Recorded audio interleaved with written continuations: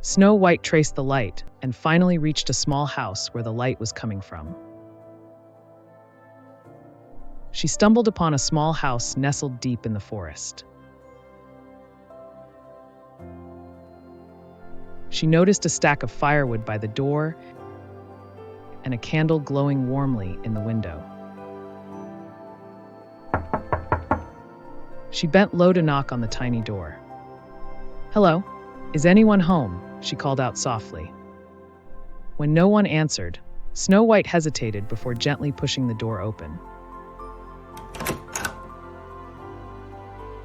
Inside, she found a warm and cozy room. A fire crackled in the fireplace, filling the space with comforting warmth. Snow White's eyes fell on a long, low table at the center of the room. She noticed something peculiar. 7 plates of food, 7 forks, 7 spoons, and 7 mugs, all neatly arranged. She scratched her head in wonder. 7 of everything, she murmured, and it's all so small. The sight of the food made her stomach growl. Overcome by hunger, Snow White sat at the table and began to eat. She tasted food from one plate and sipped from one mug, then moved to the next set and the next. Before long, she had made her way around the entire table. Satisfied but growing sleepy, Snow White let out a big yawn. "Oh, I'm so tired," she said, stretching her arms. In another room, something awaited her.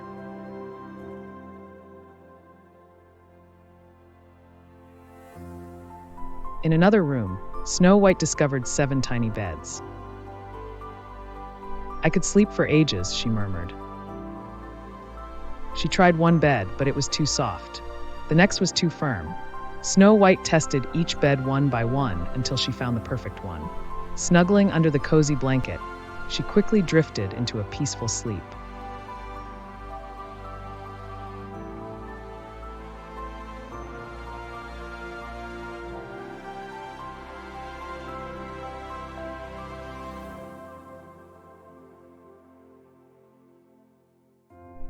Meanwhile, the 7 dwarfs returned home. Dropping their picks and bags by the door, one exclaimed, "Working in the mines is exhausting. I'm starving." Another chimed in agreement, and soon all the dwarfs sat down at the table. But when they looked at their plates, they were shocked. There was no food left. "Someone has stolen our dinner," cried one dwarf. The group began searching the house, looking under furniture and inside cupboards.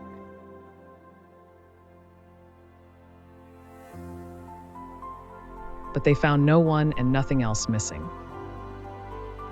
Their search led them to their bedroom, where they stumbled upon Snow White asleep in one of the beds.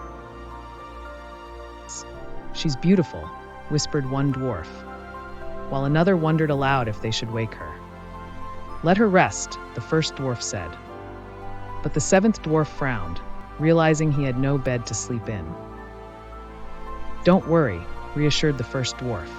"You can take turns sleeping in each of the other beds for an hour." The 7th dwarf reluctantly agreed, and the dwarfs settled in for the night, leaving Snow White undisturbed in her perfect little bed. The next morning, Snow White woke up to find 7 faces gazing at her. Surprised, she sat up quickly. "Don't be scared, we won't hurt you," said the first dwarf. "What's your name?" "My name is Snow White," she replied. "I'm Dar," the dwarf introduced himself, then motioned to the others. "And these are Mar, Par, Gar, Zar, Yar, and Star." The dwarfs looked at her curiously. "Where are you from?" Mar asked. "Do you have a family?" Par added. Snow White shared her story with them.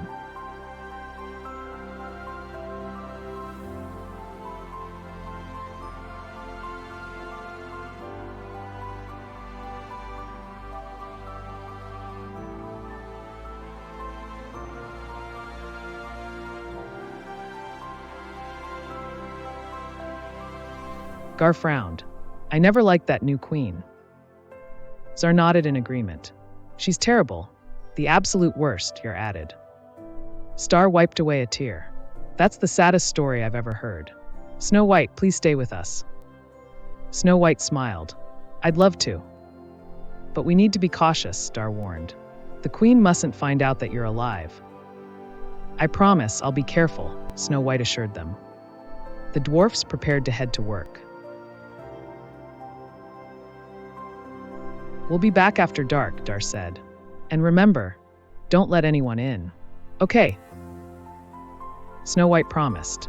Throughout the day, Snow White tidied the house, and by sunset, the aroma of soup filled the air. My new friends will be home soon, she said with a smile. Meanwhile, back at the castle, the Queen stood before her magic mirror. She laughed wickedly. I'm still the most beautiful woman in the kingdom, right? No, my lady, the mirror replied. There is someone 1,000 times more beautiful.